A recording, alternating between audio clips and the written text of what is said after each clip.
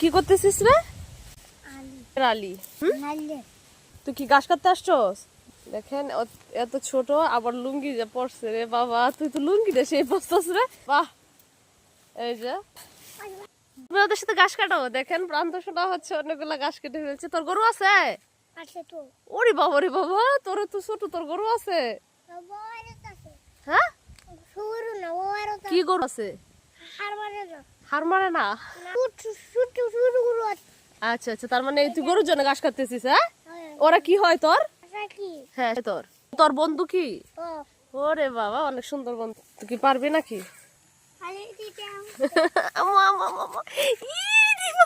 তুই গরুর জন্য নিয়ে যাবি? ওরে বাবা, গো গো রেখে দাও।